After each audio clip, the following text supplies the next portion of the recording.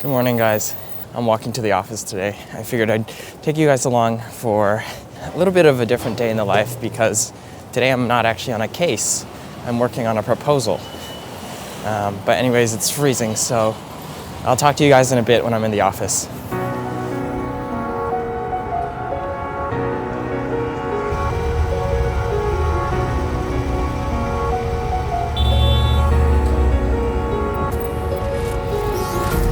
Empty hearts and neon lights, they're playing with my mind.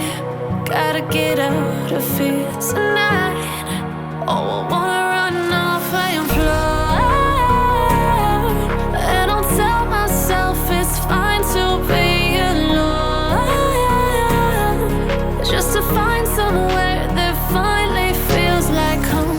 Oh, oh, oh. I hate all this overthinking. Oh, oh, oh, oh. The more I swim, the more. Hey guys, so I made it to the office. I figured that today would be a good way to show you what consultants do when they're in between projects. Typically, there's two things that you might be doing. One of those is you're not doing anything, also known as being on the beach or on the bench. And the other thing that you might be doing is you might be on some short-term staffing, which is either going to be working with an existing project team that just needs extra support, or working on a proposal, which means, trying to help the managing directors drum up new business. So right now I'm on a proposal, which means that I'm helping put together a deck for the MDs to go to a meeting with a client and basically pitch themselves to advise this client. Typically in these processes, you're competing against other consulting firms. So, if I'm BCG, I'm probably competing against McKinsey, Bain, maybe a couple other firms. And there's pros and cons of working on a proposal. Like the pro is that it's not as intense usually as working on a completely sold project. But then the con is that you don't really get to see the end result. And especially as a junior consultant, something that kind of surprised me actually after joining was that you don't get to sit in on these pitches. You don't get to sit in on the calls where the managing directors are pitching themselves to a new potential client. That's just an important distinction to make. And the other surprising thing is that a lot of times, even if you worked on the pitch, you very likely will not be actually staffed on that project. And the reason for this is there's typically a couple weeks in between the pitch and when the client actually decides to select you as a firm. And during that time, most people actually end up just getting staffed on a different project. And there's so many pitches and so many different projects going on at a large consulting firm that it's very unlikely that you actually end up getting staffed on the same project that you worked on a proposal for like a few weeks prior.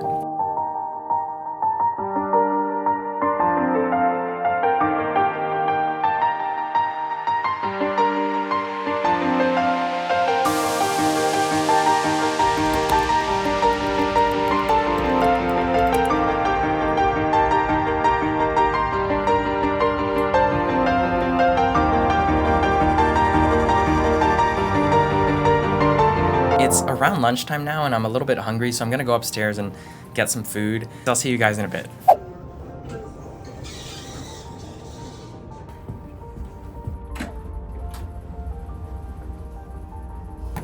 So lunch today is a real mishmash of different things. We got some salmon, some fried chicken. I think this is like mashed potatoes, just some salad.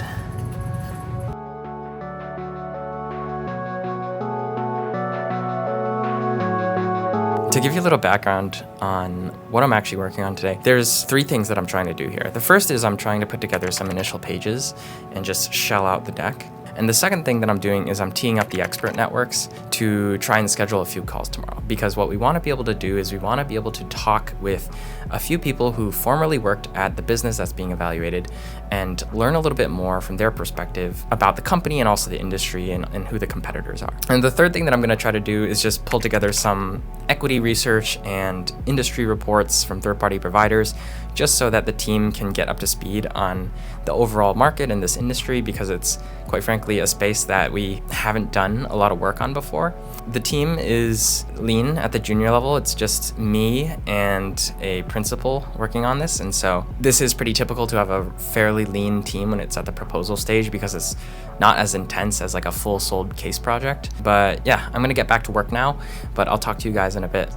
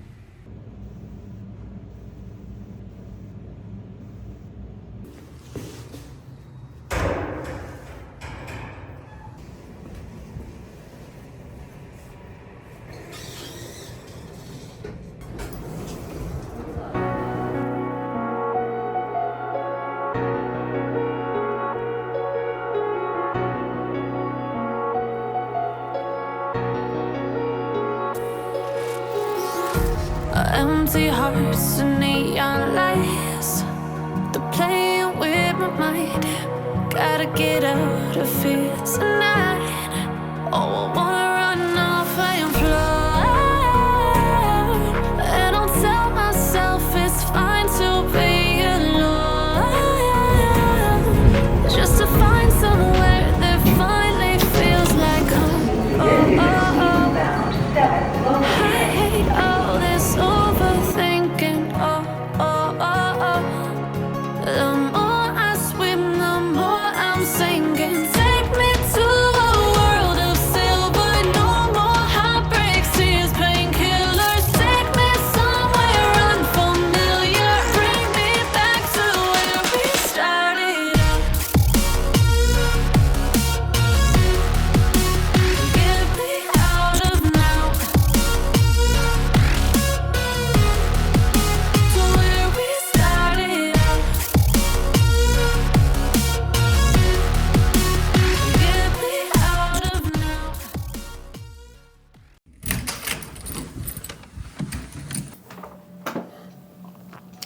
I just got back from the office, and I don't know what it is, but whenever I'm around like really large groups of people, like there was a ton of people in the office today, and when I was coming home, there was just mobs and mobs of people. You know, I'm like a pretty big introvert, and so I always feel pretty drained at the end of the day.